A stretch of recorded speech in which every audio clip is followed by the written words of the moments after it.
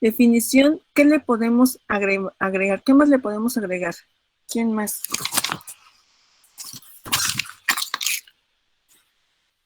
Ya nos faltó algo muy importante. En general está bien la definición. ¿Pero qué le podemos agregar? Luisa, Fernanda.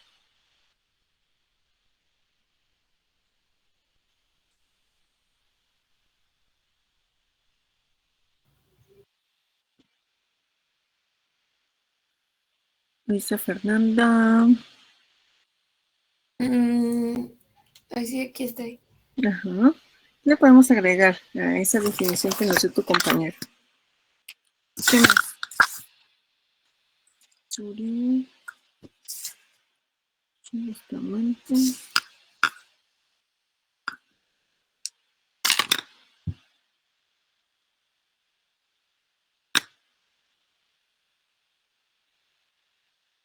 Lisa.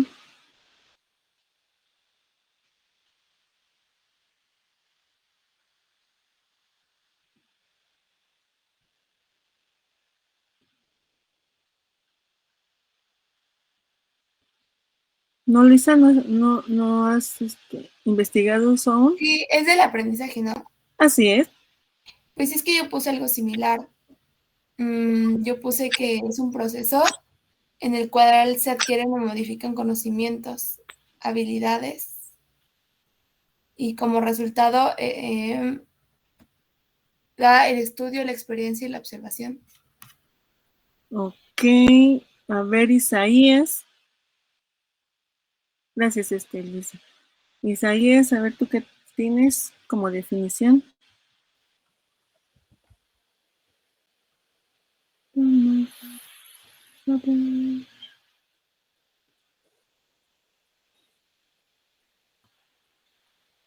Isaías, ¿dónde estás, Isaías? ¿Estás ahí? Sí, aquí estoy, es que estaba buscando. Ok.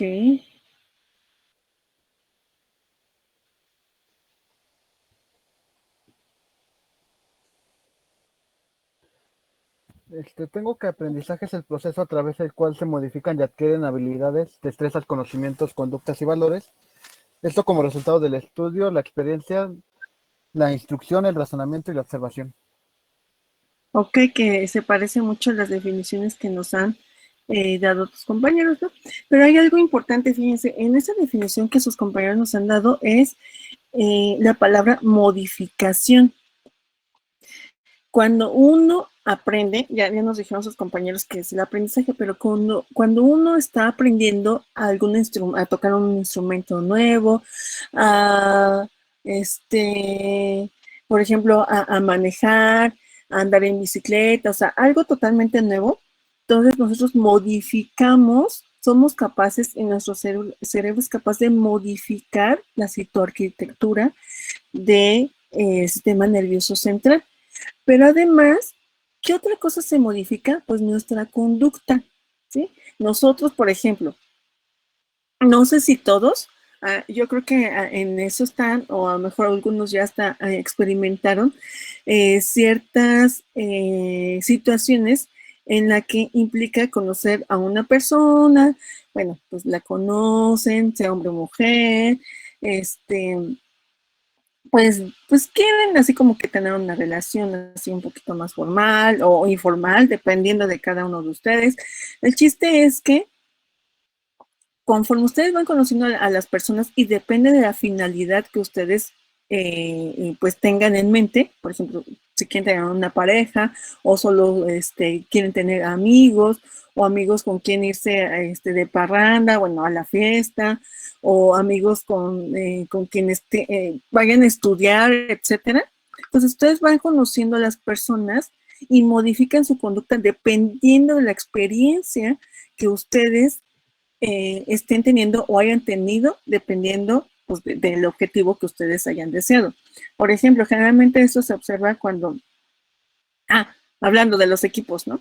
Generalmente pues ustedes se conocen desde casi todos, desde el inicio de cuando entraron a la escuela, entonces van formando equipos.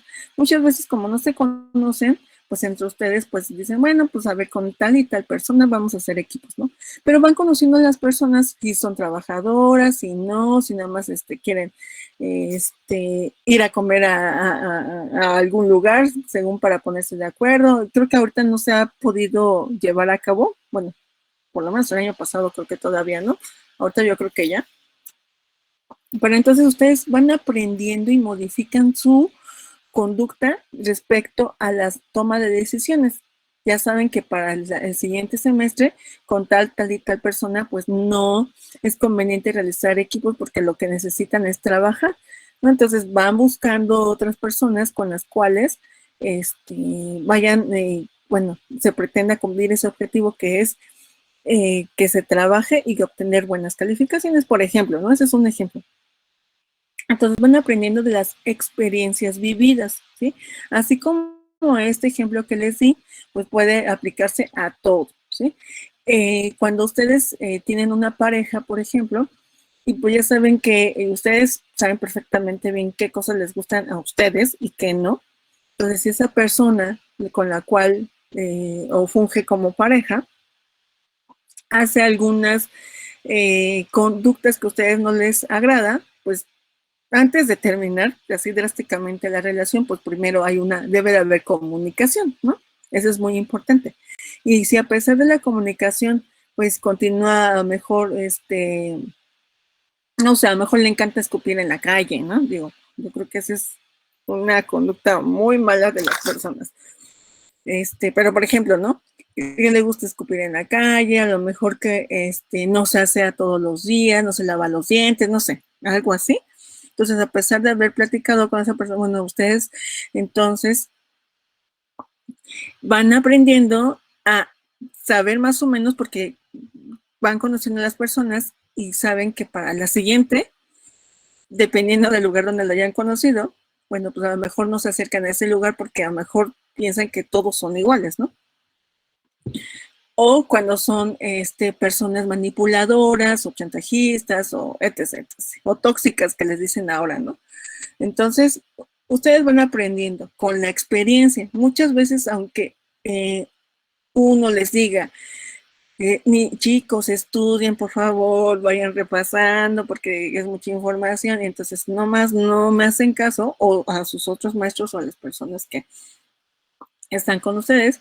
Entonces, generalmente uno aprende basado en la experiencia, ¿sí? Aunque otras personas ya hayan pasado por lo mismo y les dan consejos, pues muchas veces, pues hasta que les pase, hasta que estén en esa experiencia ante esa situación, pues uno aprende, ¿sí? Luego dicen que uno aprende a la mala, ¿no? O con, ¿cómo va esta frase? Con sangre la letra entra, ¿cómo va? Algo así. Cuando antes les pegaban a los niños, ¿no? Pero no es como de a putazos todo entra. Sí. No, es una modificación, Mariana. Sí, por ahí va. Sí, antes así era. Antes a los pequeñitos, yo creo que a sus papás les tocó a lo mejor, o a sus abuelos, justamente eso, ¿no? Entonces, pues ya aprendí como niño pequeño de esas épocas a que mejor me pongo a hacer tarea, no hablo en clase, etcétera, porque si no me van a pegar, ¿no? Entonces modifican su conducta ante alguna situación. Ahora, ese es el aprendizaje. ¿Y la memoria qué es?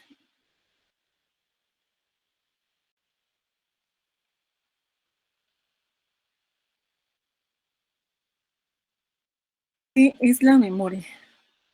Esa sería la capacidad de retener esa información que se aprendió, ya sea a largo o a corto plazo. Ok, sí, la capacidad de retener información. Nosotros, pues durante todo el día, pudimos llevar a cabo, por ejemplo, ahorita, ¿no? Ahorita estamos en clase y entonces están todos felices. Se me olvidó decirles, chicos, a los que se van a ir, no hay problema, de verdad. Si necesitan salirse antes, lo que menos quiero es que estén escuchando la clase en el camino o en el camión o en el donde, como sea que se vayan a ir, ¿sale? Ya después, piden los apuntes y si hay algo que no hayan entendido, lo vemos nosotros, ¿sale? Nada más era eso. Entonces, sí, justamente la memoria, pues es almacenar la información, ¿no? De toda todo lo que vivimos todos los días, pues se almacena generalmente en la memoria, ¿sí? Y nosotros somos capaces de evocar esos recuerdos dependiendo de la situación, dependiendo de lo que nosotros queremos en el momento recordar, ¿sale? Por lo tanto, podemos hablar de dos tipos de memoria. ¿Se acuerdan cuáles son?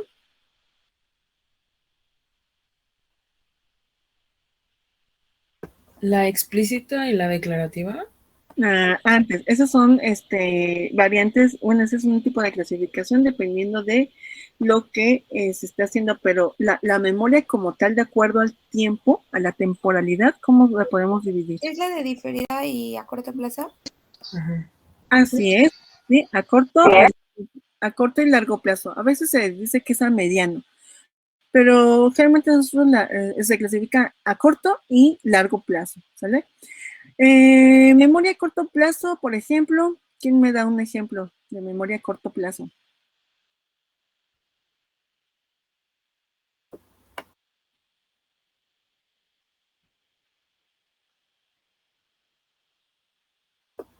Tal vez aprendernos un número, así como de a memorizar rápido este número para después anotarlo. Anda, Lit se eh, nos olvida. Cuando vamos a la tienda y nos piden algo, por ejemplo, también memorizar su número telefónico, ¿no? Cuando van a la tienda y les piden, no sé, un listado a lo mejor de 5 productos, bueno, pues se los aprenden, pero llegan al objetivo y después ya, ¿sí? Esa es memoria a corto plazo. Cuando ¿y cuánto dura? Pues dura mejor unos segundos, unos minutos, y puede ser que hasta unas horas, ¿sí? Dependiendo de la motivación que tengan ustedes. Por ejemplo, decía Mariana, aprendes un número, tal vez un número telefónico. Ahorita el celular pues sí nos ha ahorrado mucho tiempo pues, para memorizar, ¿sí? Muchas cosas. Pero cuando no llevan celular y necesitan anotar un número, o no tienen ni dónde anotar, pues se lo aprenden, ¿no? Generalmente así era. Uno se aprendía el número telefónico de la casa de nuestros compañeros amigos y luego ya lo pasábamos pues, a una agenda, ¿no? Así generalmente era. O cuando ven pasar al crush y dicen, ay, no sé si aplique con el crush, que les piden su número telefónico, así como que, ay, por cualquier cosa que necesites, ¿no? Para estudiar lo que sea. Entonces se lo aprenden y ahí hay una motivación a aprendérselo porque después pueden estar en contacto con esa persona que les gusta, por ejemplo, ¿no? Entonces, eso es memoria a corto plazo. Y memoria a largo plazo, como qué, otro ejemplo que será. Sería el recordar cómo andar en mi bicicleta.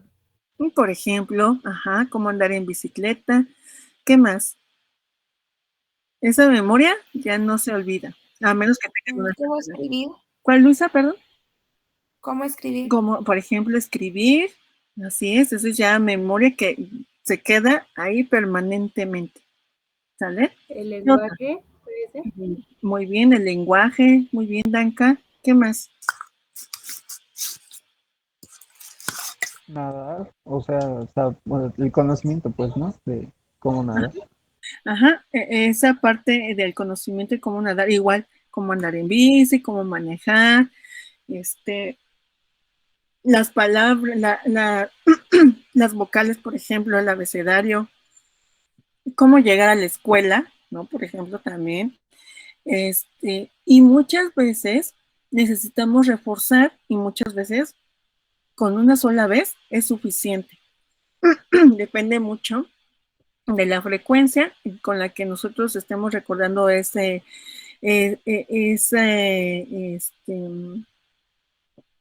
pues esa actividad, o también depende mucho de la motivación. Entonces les voy a mostrar. Bueno, antes de mostrarles, chicos, ¿y ustedes cómo memorizan? A ver, platíquenme. ¿Qué hacen cuando van a tener un examen? A ver, le voy a preguntar a Axel. Axel, ¿estás ahí? Sí, profesora. ¿Tú cómo le haces para Estudiar. A ver, platícame, Axel.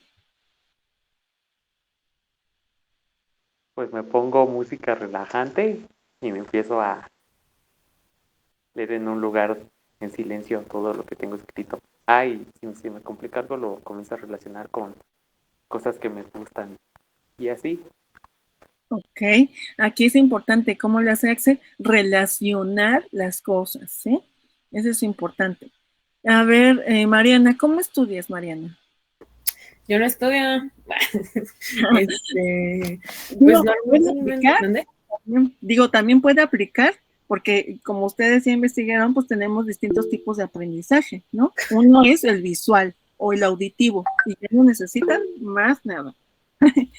También Miguel Ángel dice que te secunda. A ver, Mariana. Sí, pues es que básicamente es como de, pues, agarro ahora sí que los temas y voy leyendo en el libro o en las presentaciones, pero igual, o sea, normalmente me pongo a Bad Bunny para estudiar Ok. y así, pero normalmente no estudio, o sea, eso es cierto, prefiero como estar como atento a la clase y así, porque retengo más, y de hecho, o sea, retengo más cuando estoy en la clase y estoy escuchando música al mismo tiempo. Ok. Pero así. No, pues muy bien. La verdad que cada uno de ustedes seguramente ya sabe la manera en cómo retener información, cómo estudiar. Y aunado a esto, pues, si hay motivación, más. ¿Cuál es la motivación? Pues sacar una buena calificación, por ejemplo, ¿no? Muy bien, Mariana. A ver, vamos a preguntarle a Carol. Carol, ¿cómo estudias, Carol? ¿Cómo retienes información, Carol?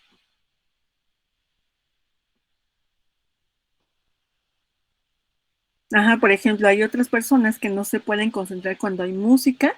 Eso es, exacto, también Miguel nos dice lo mismo. Carol, ¿cómo le haces tú para memorizar o para retener información, Carol? Haciendo notas de lo más importante, como que empiezo a leer, por ejemplo, mis apuntes, o si no tengo mis apuntes, las diapositivas, y de lo que sí me sé, pues lo voy recordando y lo que no lo voy anotando en una hoja o en una libreta. Ajá. Y entonces, por ejemplo, aquí es otra manera diferente de retener información. Hacer unos pequeños apuntes en hojas, a lo cual le llamamos a veces acordeones, pero son acordeones para estudiar, ¿vale? Muchas veces de lo que uno ya escribió en su cuaderno, lo que ya investigó, lo que ya escuchó, aparte lo repite en otros, en estos acordeones, en estos apuntes, que son de cierta manera un poco más resumidos, y esa es una manera de repetir información y de esta manera también pueden retener información. Así es. A ver, ¿quién? Rodrigo. Mande. A ver, platícanos, Rodrigo. ¿Tú qué haces? Pues yo soy también como Mariana, casi no estudio, ¿Sí? más a la clase. Y si llego a estudiar, pues se me hace más fácil que estudiar con otra persona. Así de que, pues los dos nos sentemos y me empieza a preguntar y yo pues ya le empiezo a contestar y cosas así. Ok. Muy bien. Y hay que darnos cuenta que todos somos diferentes, ¿no? Cada quien tiene su manera de estudiar. Su compañera dijo, no, pues de preferencia con otra persona y así hay una retroalimentación entre ambos, ¿verdad? Entonces vamos a ver aquí,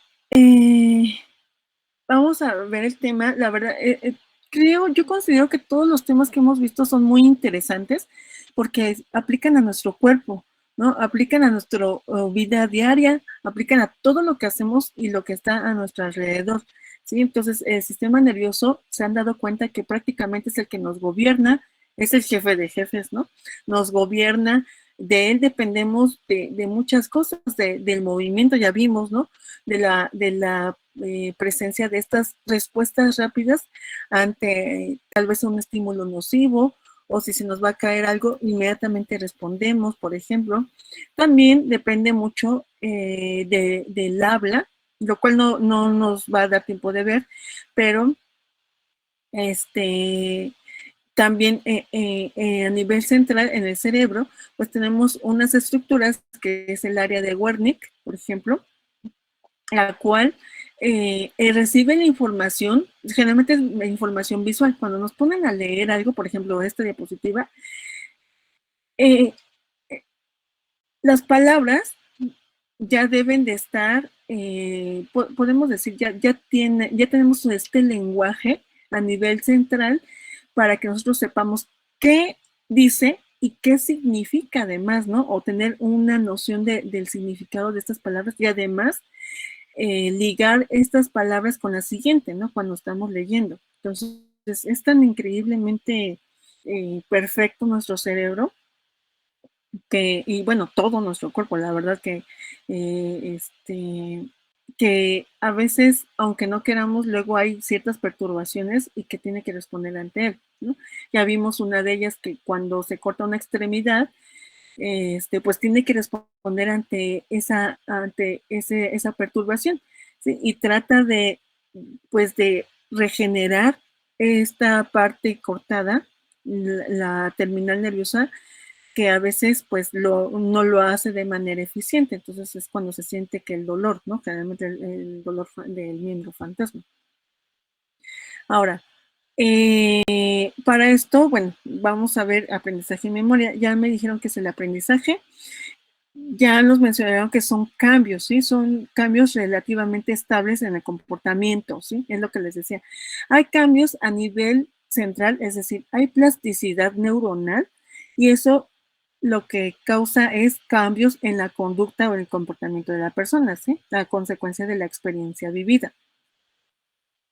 Es un proceso mediante el cual las experiencias modifican nuestro sistema nervioso, que es la plasticidad a lo cual nos referimos, ¿sí? Y la función aquí del aprendizaje es desarrollar conductas que se adapten a un entorno cambiante, ¿vale?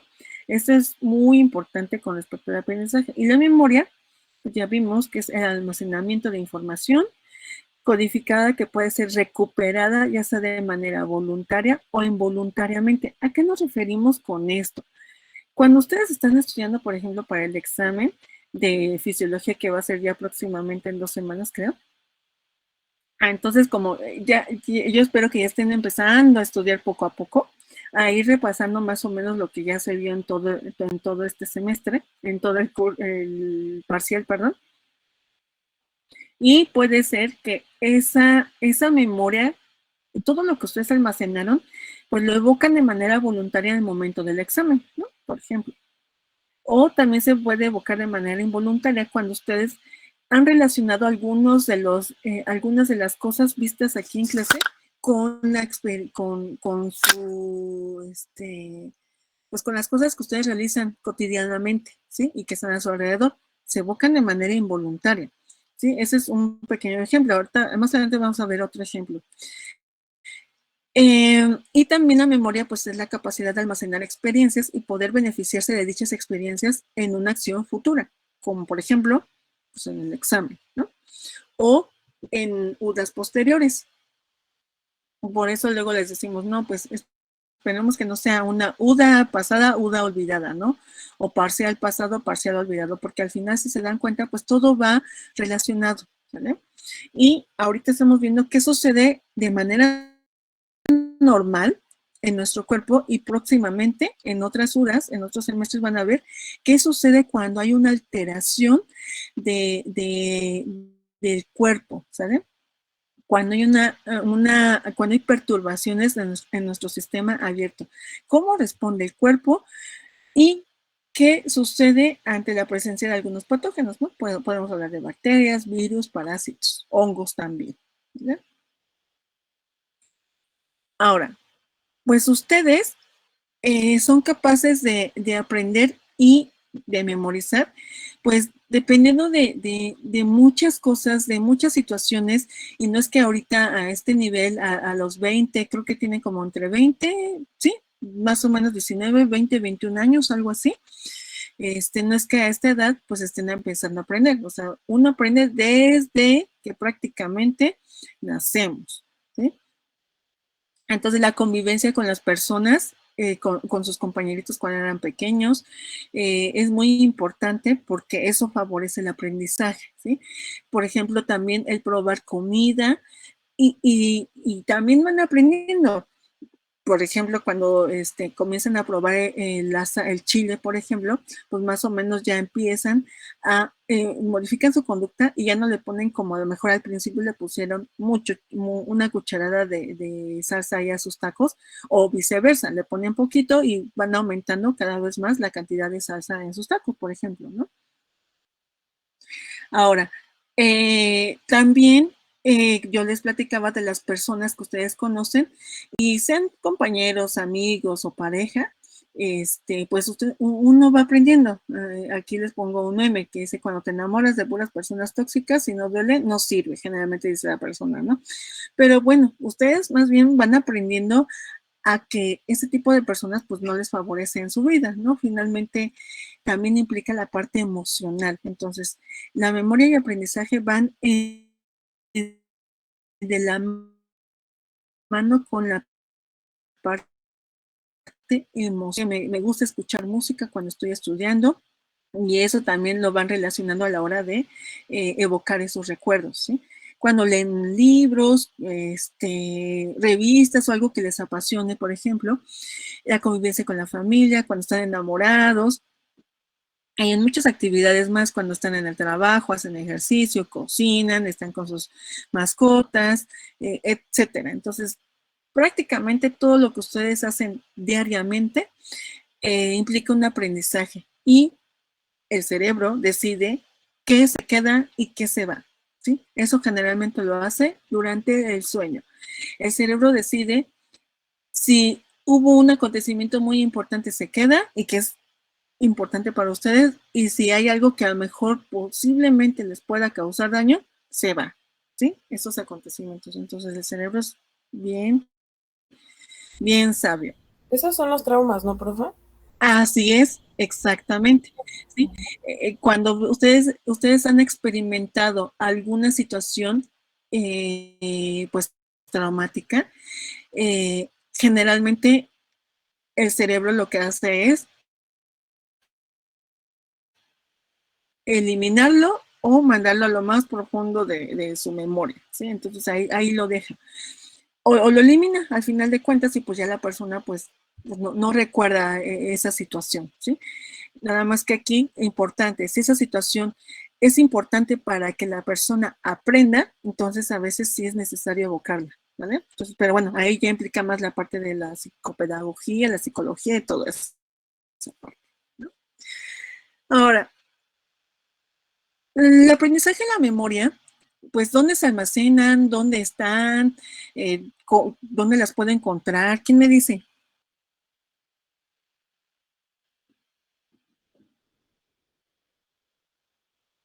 ¿Dónde podemos encontrar a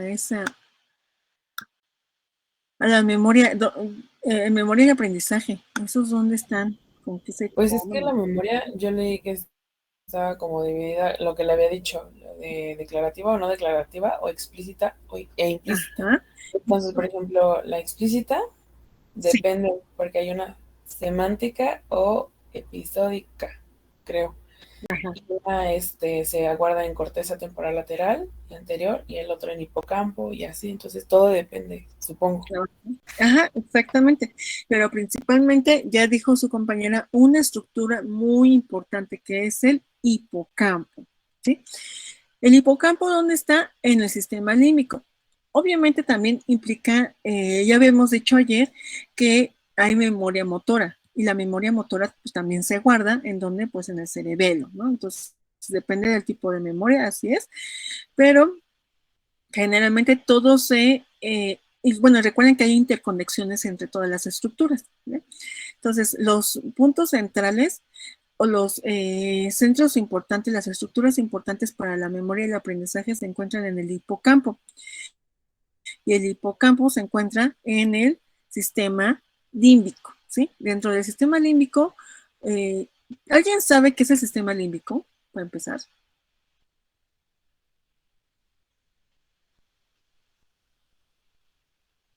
¿A qué le suena el sistema límbico? De hecho, hasta abajo ahí viene la descripción. ¿En qué está involucrado el sistema límbico? En la memoria. Es el que se encarga de dirigir las emociones y el comportamiento.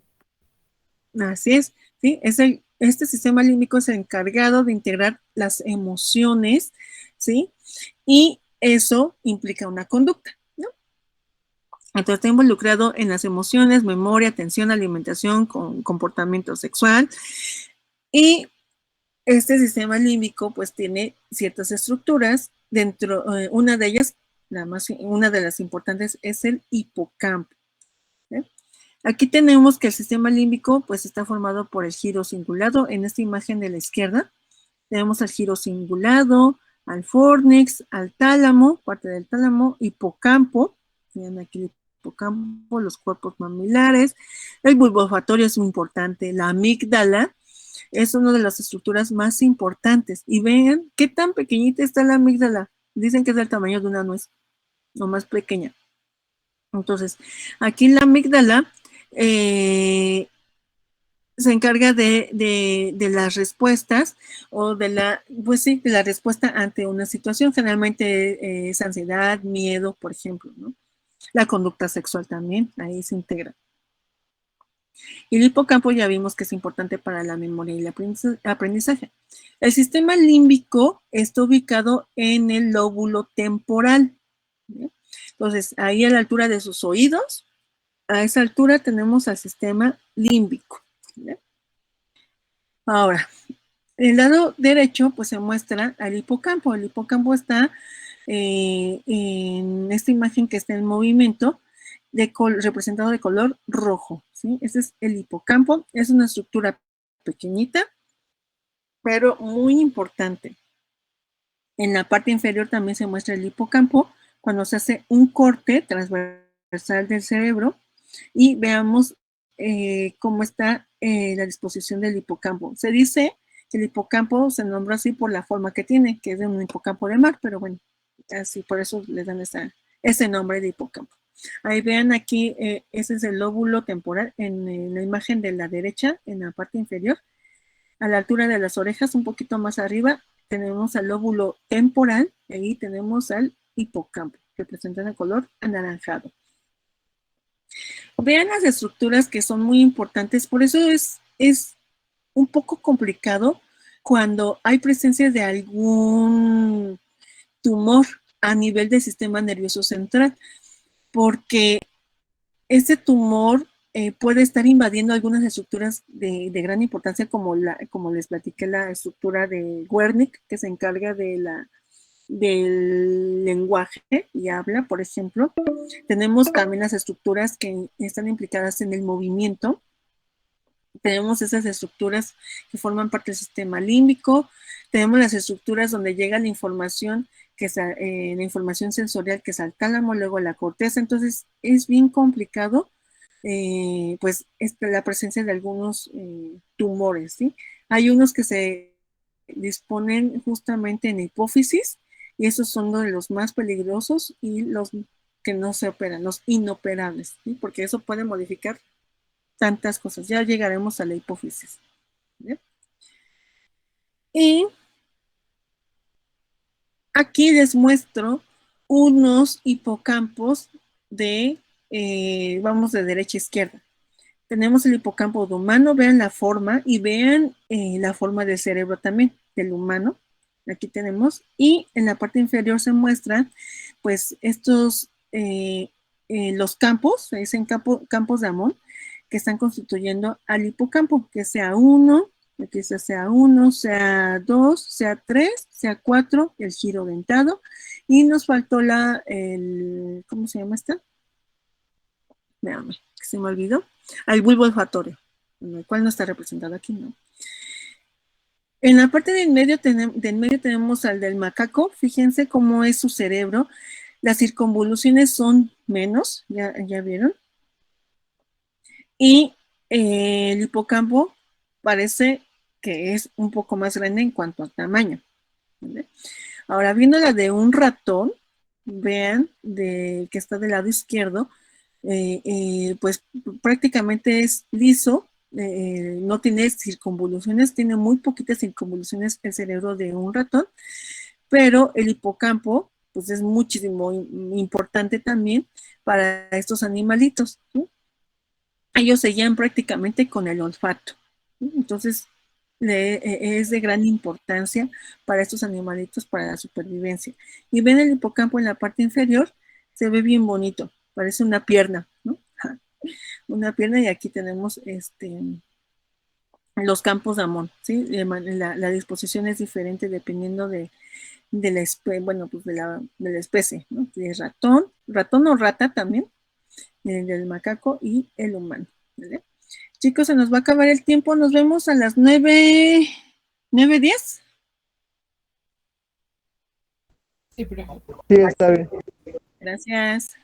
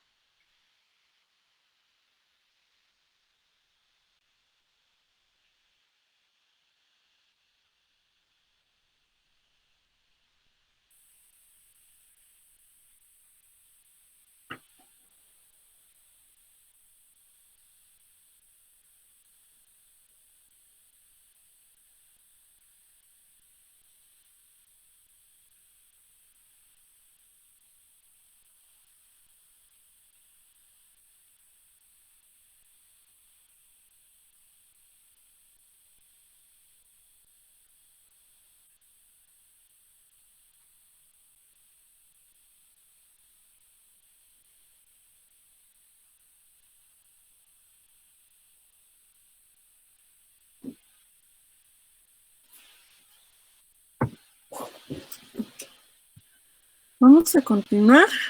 Espérenme, déjenme.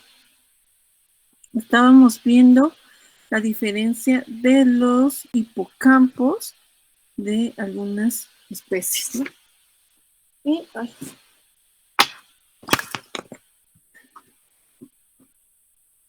¿Dónde estamos? Así. Estamos aquí, ¿no? Una de las diferencias entre estos hipocampos. Y pues esta estructura ha sido muy estudiada. Ya se ve la presentación, ¿verdad? Sí. Sí, ya se ve. Y ha sido, esta estructura ha sido altamente estudiada precisamente pues para ver qué pasa y entender un poquito más sobre la memoria, el aprendizaje, y generalmente pues se usan modelos animales, ¿no? Hace rato les había comentado que la memoria muchas veces se evoca de manera voluntaria o de manera involuntaria, y que muchas veces no necesita repetirse algún suceso, algún concepto, alguna experiencia para pues ya que tengamos que se quede ese pues esa experiencia, es lo aprendido pues en nuestro hipocampo, ¿no? O dependiendo de lo que estemos hablando.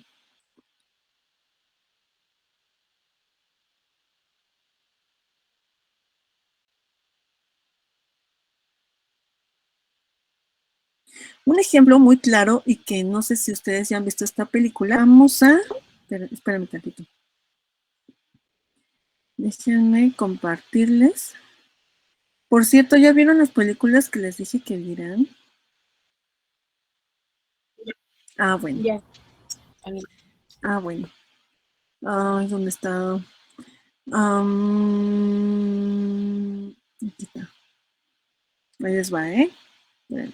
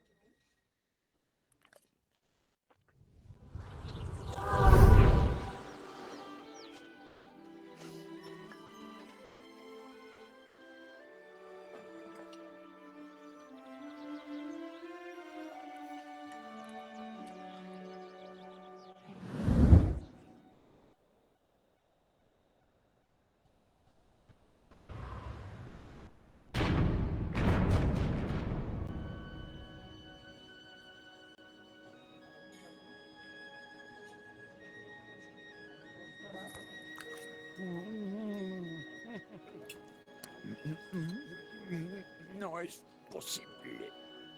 ¿Quién hizo el ratatouille? Díganme ahora.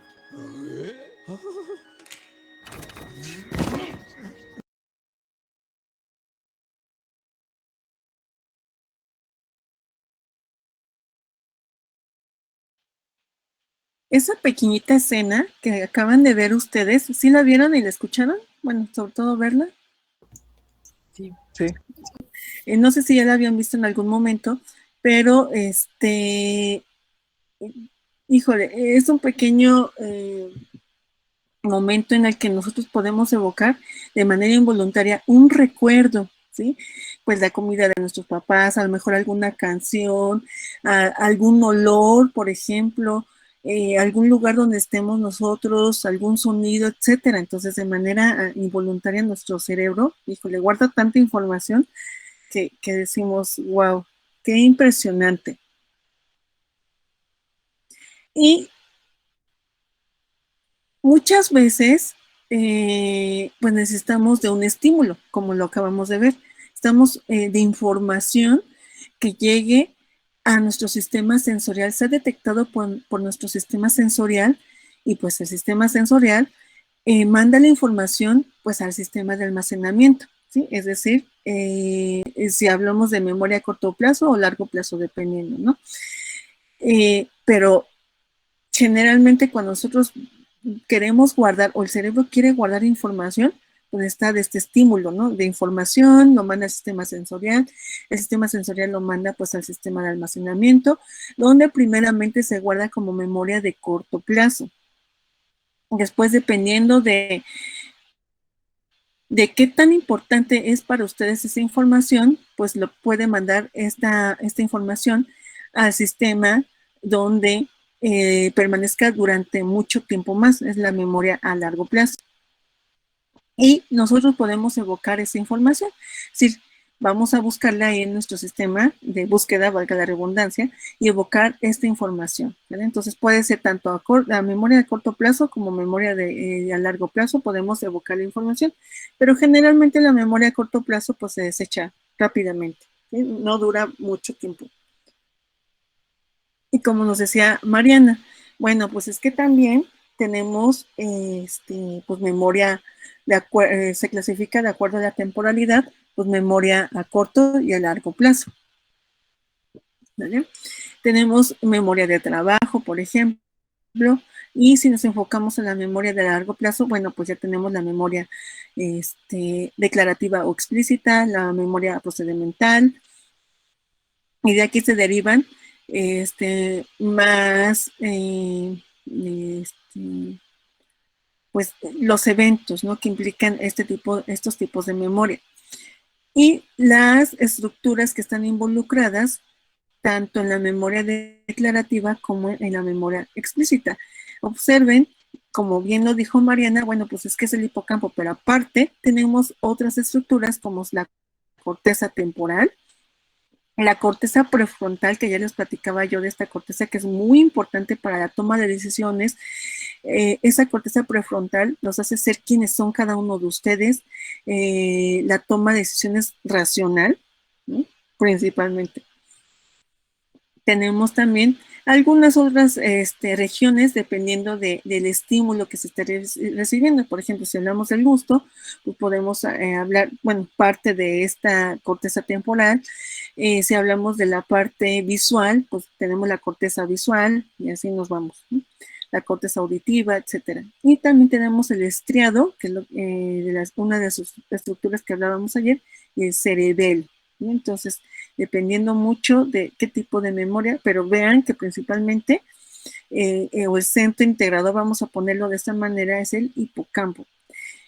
Y además, tenemos algunas patologías que se pueden presentar, algunas enfermedades, si alguna de esas estructuras se ve modificada, dañada, ya sea por un accidente, por un golpe, etcétera. Digo, afortunadamente cuando nos pegamos en la cabeza, pues sí duele, pero tenemos pues el cráneo, ¿no? Que cuida mucho a nuestro cerebro.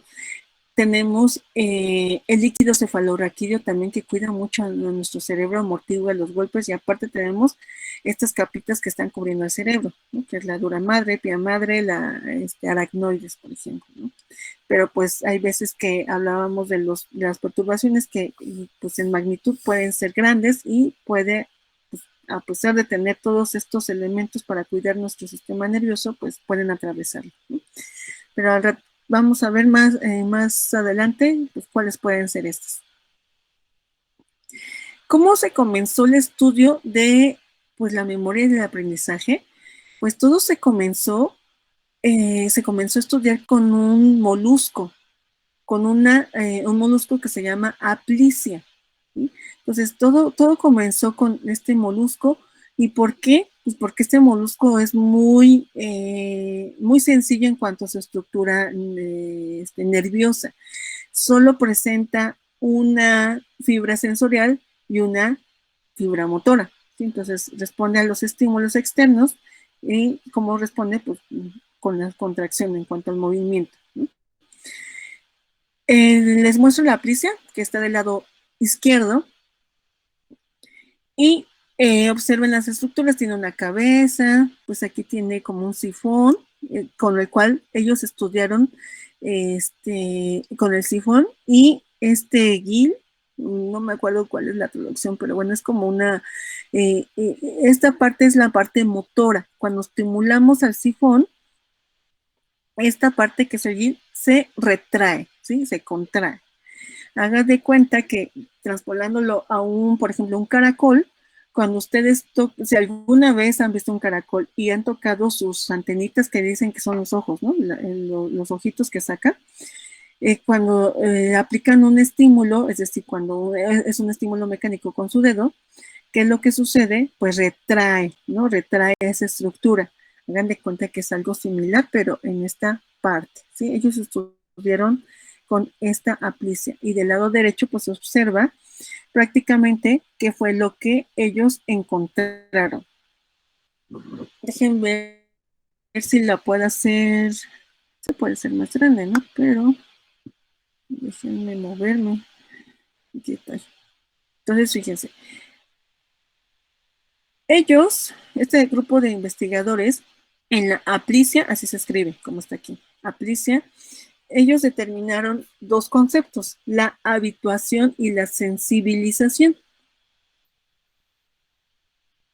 Aquí está abajo. Entonces vamos a empezar con la habituación. ¿Cómo fue que experimentaron la habituación con la aplicia?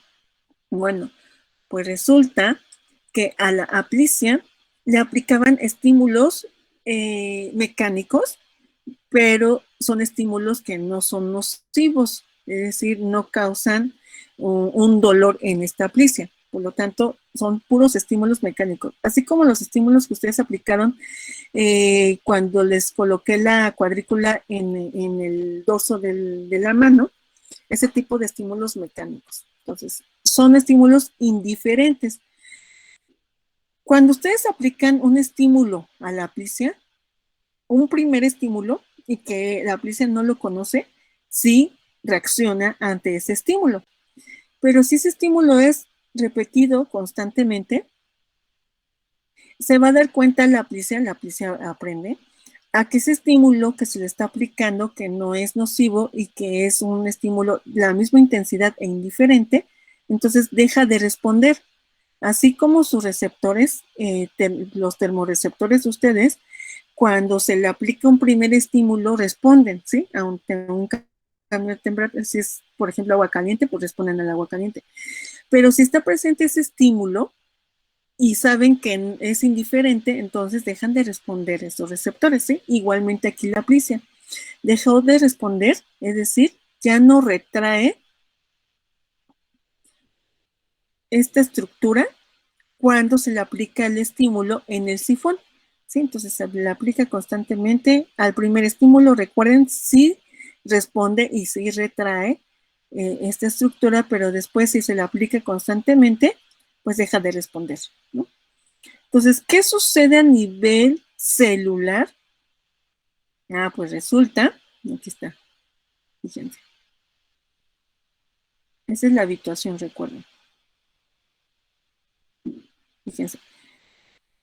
Resulta que cuando ustedes aplican un primer estímulo, pues sí se lleva a cabo todo el proceso que ya hemos visto, en el que se genera un potencial de acción, llega a la terminal sináptica, se abren los canales de penetración de voltaje para calcio, se libera el calcio tiene efectos sobre la sinaptotacmina, se liberan las vesículas de neurotransmisor, y pues ya sabemos que se une a su receptor que se encuentra en la membrana postsináptica, ¿no? En la célula, en la neurona postsináptica, y por lo tanto genera pues un potencial postsináptico excitador. Eso es lo que generalmente ocurre ante un primer estímulo. ¿Qué pasa cuando nosotros estamos aplicando el mismo estímulo, pero varias veces? Pues resulta que, ¿qué ocurre? Se previene la apertura ya de los canales dependientes de voltaje para calcio en la neurona presináptica. Por lo tanto, pues disminuye el flujo de calcio y eso hace que se libere menos cantidad de neurotransmisor y por lo tanto, pues se une a muy pocos receptores en la neurona postsináptica y eso hace que mi potencial postsináptico excitador sea más pequeñito. Y si es más pequeñito, bueno, entonces pues ya no alcanza a los canales dependientes de voltaje, ya no alcanza el umbral y por lo tanto la neurona motora pues deja de responder ante estos estímulos que considera la aplicia como indiferentes. ¿Se entiende en qué consiste el proceso de habituación, chicos?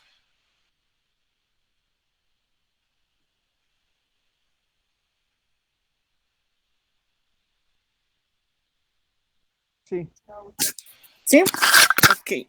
Ahora, esto pues también está aplicado, por ejemplo, a nosotros, ¿no? A los animalitos. Bueno, les explico el otro y vamos a ver la diferencia entre el otro proceso de aprendizaje que se llama sensibilización. Déjenme conectar mi computadora. Esperen un momentito.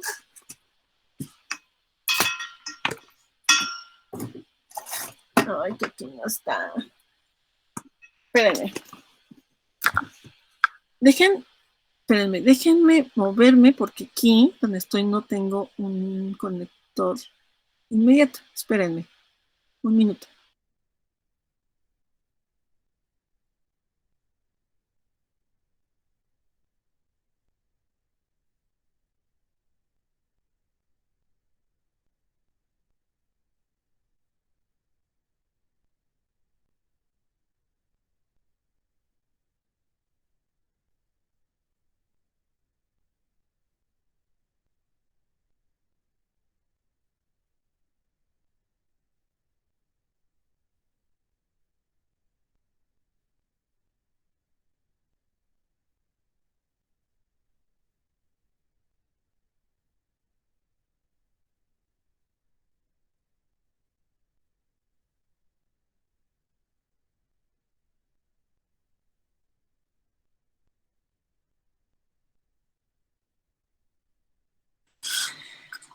Ya llegué. Entonces vamos a ver el otro proceso que se llama sensibilización. ¿Alguien tendrá idea a lo que me refiero con la sensibilización? Ya vimos que es habituación, que ante un estímulo que no es nocivo, pero es repetitivo constantemente, pues la persona, bueno, en este caso la aplicia, pues ya no responde. ¿Qué será la sensibilización?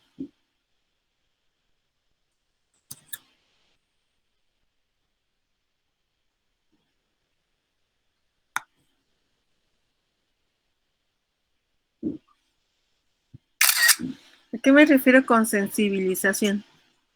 Es como, por ejemplo, lo que comentábamos ayer de, por ejemplo, los que consumen mucho azúcar, pues después de un tiempo ya no van a, más bien van a necesitar más concentración de azúcar que alguien que pues no consume tanta o algo así. Bueno, por ejemplo, ahí podríamos aplicar la de habituación, ¿no?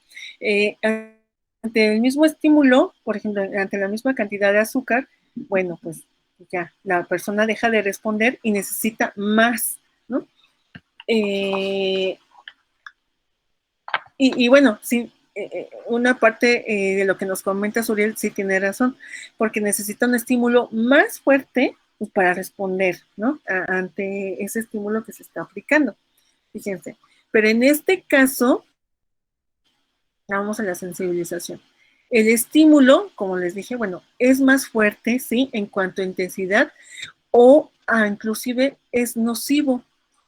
Entonces, a la aplicia, ya sabemos qué pasa cuando aplicamos un estímulo que es indiferente, es decir, un estímulo que no es nocivo, que la primera responde, pero después ya no responde, ¿no? ¿Qué pasa con la sensibilización en la aplicia?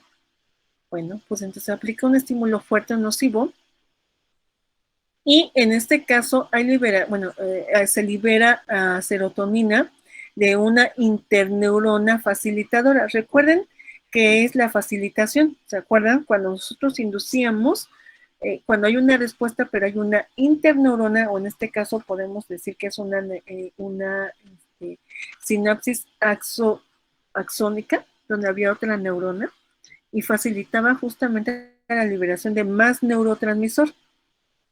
Fíjense, en este caso, aquí un aumento de AMP cíclico en la neurona presináptica. Hay un bloqueo de canales de potasio en la neurona presináptica también. ¿Y qué es lo que hace? Pues si hay bloqueo de canales de potasio, el potasio sabemos que entonces ya no va a salir de la célula. Por lo tanto, esas cargas positivas se quedan dentro de nuestra célula. ¿Y qué sucede? Pues favorecemos a que mi neurona se despolarice o alcanzar más rápidamente el umbral de mis canales, ¿no? Se genera potencial de acción en mi neurona presináptica. Cuando llega el botón sináptico, pues los canales dependientes de voltaje para calcio se abren y quedan abiertos durante mucho más tiempo, aumenta el flujo de calcio y eso hace que aumente la liberación del neurotransmisor en la neurona presináptica. ¿Qué pasa? Pues este neurotransmisor se une a mayor número de receptores para este receptor, causando en mi neurona postsináptica pues un potencial postsináptico excitador. ¿Sí? Esto hace que mi neurona, acuérdense que estamos hablando de neurona motora, en la neurona pues la respuesta se vea exacerbada, ¿sí? El incremento de la respuesta conductual se ve exacerbada frente a un estímulo moderado. ¿Cómo fue esto? Primero, estos investigadores, aplicaron un estímulo fuerte o nocivo. Ese fue el primer estímulo. El primer encuentro con la aplicia fue este estímulo fuerte o nocivo. Y se llevó a cabo todo lo que les acabo de platicar, ¿no? Ahora, los siguientes estímulos fueron, ya no fueron tan fuertes o nocivos, ¿sí? Fueron como el primero que aplicamos con la habituación. Y a pesar de aplicar estímulos que ya no son en cuanto a intensidad fuertes, la aplicia sigue respondiendo de manera exacerbada, ¿sí? Es decir, sigue liberando la misma cantidad de neurotransmisores ante esos estímulos que ya no son nocivos. ¿Se entiende la diferencia entre habituación y sensibilización?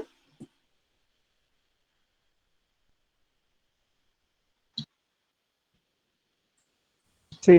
Sí, profesor. ¿Sí? Ok. Aquí un símil es, por ejemplo, con un perro, ¿sí? Luego, hay personas que, bueno, educan a sus perritos cuando hacen algo mal, pues que le hacen, pues les pegan en la cabeza, ¿no? En la cara, dicen que en el hocico. O sea, aplican un estímulo fuerte, ¿sí? Un golpe fuerte y a veces es nocivo. Entonces, cuando alguien se quiere acercar a ese perrito que previamente ya fue estimulado, bastó un solo estímulo para que el perro respondiera de manera exacerbada, ¿no? Por ejemplo, a lo mejor se fue corriendo, ¿no? Huyó o mordió, una de dos, pero fue una respuesta exacerbada. Ahora, si a alguien se le acerca con la finalidad de acariciarlo nada más, siempre va a agachar la cabeza, ¿no? O va a responder mordiendo, una de las dos. Entonces, aplican ustedes estímulos, ¿cómo se llama? Ya no son nocivos, y el perrito piensa pues, que le van a pegar, ¿no? Entonces, se hace para atrás. Han visto los perritos, ¿no? Que su cuerpo lo echan para atrás como si les fueran a pegar, como si se estuviera protegiendo el perrito. O la otra es que te muerde, ¿no? O sea, la respuesta es exacerbada, se muerde. Entonces, ese es un símil, ¿sí? De lo que podría ocurrir o lo que ocurrió en este caso cuando trabajaron con la aplicia. Igualmente con ustedes, pueden recibir tantos estímulos, por ejemplo, si ustedes están sentados ahorita y llega una persona, no sé, a lo mejor su hermano, y pues ya les da una palmadita en la espalda, constantemente es el mismo estímulo, bueno, pues ustedes se habitúan al grado de que pues ya ni sienten esa palmadita, ¿no? Pero qué tal que llega su hermano, o bueno, la persona con la que están ahí viviendo y les da un golpe en la cabeza. Entonces, cada vez que sientan que se acerca esa persona, pues lo que van a hacer es proteger su cabeza, ¿no? Ahí está la sensibilización, por ejemplo. ¿Ve? Entonces, es